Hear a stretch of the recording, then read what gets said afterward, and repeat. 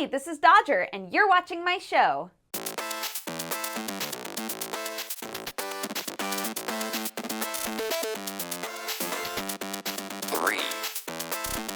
2, 1, ready, go! I decided to lean really hard into like the wine color look, which color theory-wise, I'm positive is going to help distract from the zit on my chin. You know what else helps? Putting a lot of makeup on it.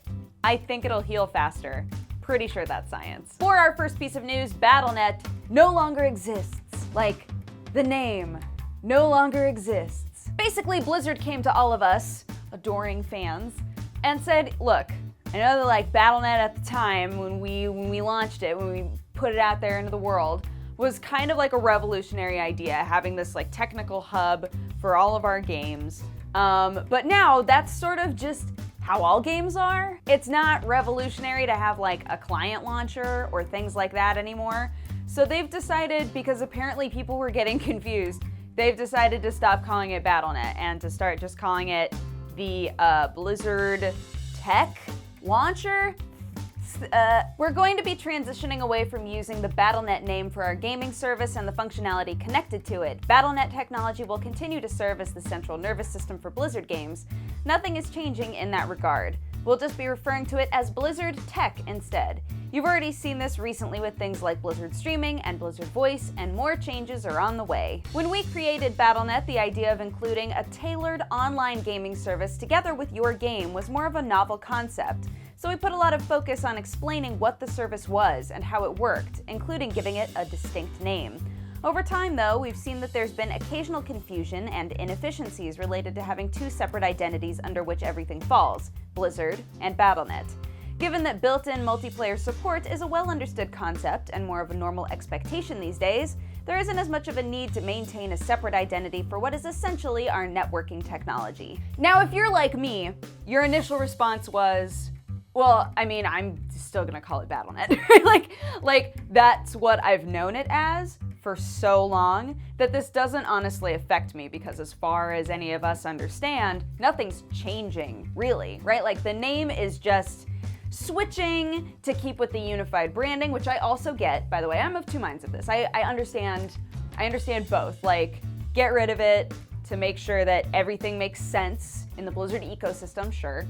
But then also, like, I don't just let us keep calling it Battle.net. I don't know, like, we're still gonna call it Battle.net probably. It's been called that since 1996. And yeah, the idea of it and the sort of functionality that it had when it was launched was very new to people. And I understand that they needed to come up with like a brand just for that, to sort of explain what it was and how it helped and how it was useful.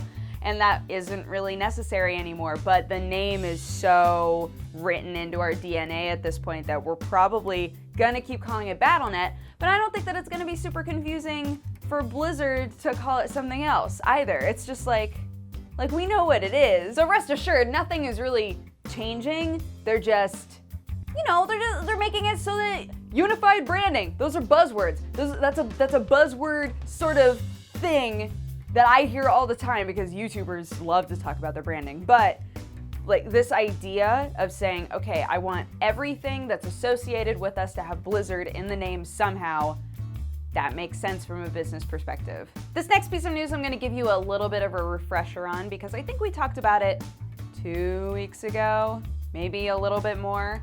But there was a fan game, a Pokemon fan game called Pokemon Uranium.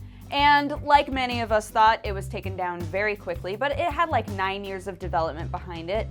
The people who made it said, you know what, we're not gonna be able to, you know, give out this game anymore, but we will continue to support it. We've put a lot of love into it. You know, we wanna continue to offer technical support and updates and things like that. And so everybody was kind of okay with this middle ground. Unfortunately, they have updated us now on Twitter saying, sorry guys, it's over. Party's done. Everyone go home. Unfortunately, as Pokemon Uranium is a fan game, there is a limit to how far projects such as these can go. We are therefore ceasing development on this project. As such, we, the creators of the game, will no longer be offering game downloads, updates, online services, or support for Pokemon Uranium. We're immensely flattered and overwhelmed by the response that this game has received, but now it's the time for us to move on to future efforts. We hope that all of you will continue to be passionate about Pokemon and join us in celebrating the 20th anniversary with joy and love. Sincerely, the Uranium team. I think people are finding this weird because when the game was taken down, they said, quote, that the game was more alive than ever, i.e. we are going to continue working on it. We're going to continue to offer support. We're going to continue to give content to the people who were able to already get this game right before it was taken down. So it's strange that not very long after that, they decided to just hop away from the project. And I don't know if it was because of a legal problem. I don't know if it was because the team in general was like, if we can't keep giving this game out, then what's the point, right? Like, I think that there are a lot of potential factors, but what we do know is there are a lot of fans of Pokemon Uranium who have said that they are going to take up the mantle and continue working on it. So if you are devastated by this news, you put a lot of time into Pokemon Uranium, or maybe you have it but you haven't put any time into it and you were really jazzed to, there are going to be people who are working on it. It's just that the original team has called it quits. It feels like whenever a new Dark Souls comes out, immediately the fan base goes, right, but like, you got plans for another one, or what is this? And I don't think that it comes from this place of like a spoiled child. I think it's more that if it's the end, you know, when Dark Souls 3 came out, a bunch of people were saying, is Dark Souls 3 the end? Like, is this the end of the series? And there was never a very clear answer, and that was kind of upsetting for some people. From Software's Miyazaki was asked about what he thinks about Dark Souls and the future of Dark Souls, and he was actually pretty candid about saying, you know what, Dark Souls 3 I think is the end for me, but I don't think that this is the end of Dark Souls. I think that if somebody else wanted to take up the mantle and work on Dark Souls, then that would be fantastic because people really love it.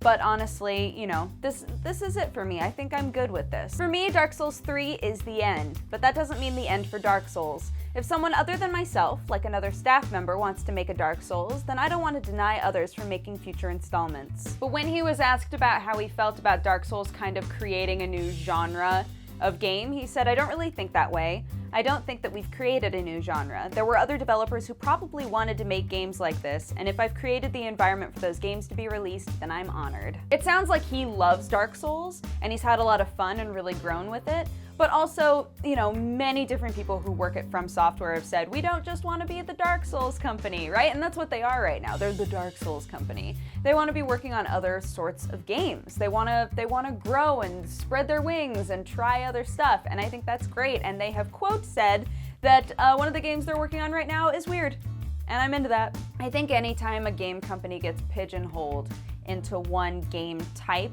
or one game franchise, it can be kind of detrimental to the group as a whole.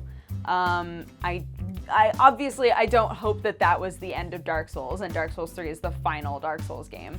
I don't hope for that, but I hope that they get to, you know, take a breath of fresh air in a different kind of genre, try a different kind of game and see how it goes, you know? At the Tokyo Game Show, it was announced that Hollywood is making a Monster Hunter movie. Yeah!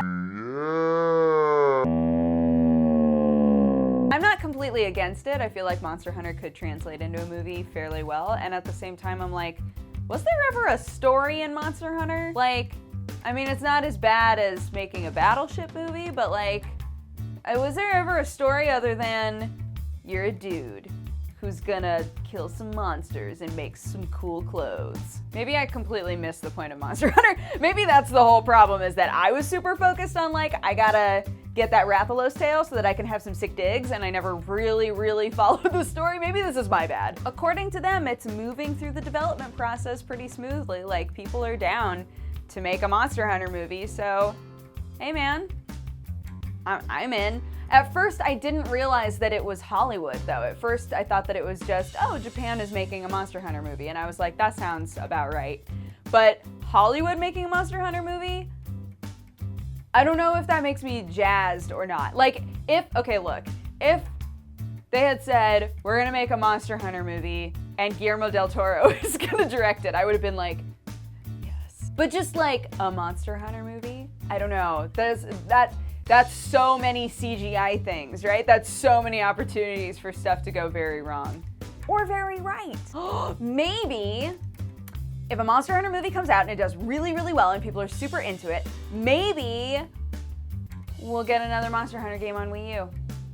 And don't go saying that Wii U is dead, because I'll kill you. I literally just want a new Monster Hunter game on Wii U. That's all that I've wanted in my life. Forever. Yeah, I guess it was kind of a weird side note. Like, it wasn't even an official announcement. It was just, yeah, we're gonna do that. That's the plan. Anyways, back to our other stuff. That's weird. And as a final bit of news, and one of the biggest bork-ups that I've heard in quite a while, Capcom, who is always killing it, Capcom released a Street Fighter V update that was just basically malware. Now, some of you are gonna argue with me on this. You're gonna say, Dodger, just made it so that your system was susceptible to malware. It wasn't actually malware. There was a rootkit in the update. Like, this was just straight, like, this was not, apparently they were trying to keep people from cheating. So they started researching, like, just straight up malware stuff to try and punish people. I don't even know. Nothing about this story makes sense to me. A fresh update for Capcom Street Fighter V for PCs included a knockout move, a secret rootkit that gives any installed application kernel-level privileges. This means that any malicious software on the system can poke a dodgy driver installed by Street Fighter V to completely take over the Windows machine. Capcom claims it uses the driver to stop players from hacking the high-def beat-em-up to cheat. Unfortunately, the code is so badly designed, it opened up a full-blown local backdoor. I just don't know what they're doing anymore. And don't freak out. They already fixed it. They rolled out a fix, so it should be fixed, but what? What? It just baffles me how often Capcom messes up big time. Like, big time, right? If you had that update and you're a little bit worried about your safety and what might be on your computer, definitely just do a clean. just do a clean if you're concerned, because better safe than sorry, right? It just sucks when something like this happens with a system that automatically updates, right? Because if you have a system that is just automatically updating everything, the likelihood of something like this happening is a bit higher. So as always, be careful, boys, girls, beautiful in-betweens. Be careful with your stuffs, with your internets. And thank goodness they fixed that fast. As far as we know, they were like, we fixed it. I don't know what that means. Like, how much of that did you fix? How much of that were you able to revert? I don't know. So anywho, the last thing that I would like to say is that I will be at TwitchCon this upcoming weekend. I'll be leaving on Thursday and I'll be there through Sunday, I believe. I'll change my streaming schedule to reflect that. I will be streaming from the floor a couple of times, so that should be cool with a couple of different games. And yeah, I'll be doing, I think, 2 different panels and a signing and stuff like that. So if you're at TwitchCon, please feel free to say hi. If you're not at TwitchCon, it's TwitchCon, so everything is streamed. Literally everything about it is being streamed. So that's pretty cool. It should be a lot of fun. And if I get to see you there, awesome. And if not, maybe next year. I don't know if I made it clear. I'm a guest there. I'm a guest there this year, which is so weird to me. Because for so long I've been like, yeah, I'm a YouTuber, but I stream sometimes. Now I'm a guest at TwitchCon, so I guess I'm a streamer now. I'm also a streamer now. It's just face facts. Anywho, that's been my show. Thank you so much for watching. If you have a positive or a negative response, feel free to leave it in my comment section. And if you would like to watch my streams, you can find them at twitch.tv/dexteritybonus. I stream around 5 days a week, depending on whether or not I have to go out of town or do other things. And it's very fun, and I would love to see you guys there. We have Revlo rewards set up that people have started redeeming. We've got these cute little butt bee keychains. Look how cute that is, by our friend Phil. He made these, so you can get these for free through the in-game, we're gonna stick with it, through the in-game currency in my chat room. There's all kinds of fun stuff, so yeah, check that out. And just have a great day. Look, just treat yourself nice, eat something delicious, get a good night's sleep, and I'll see y'all around, okay? Bye-bye. Mwah. Oh no, Mikasa! Both of her hands fell off.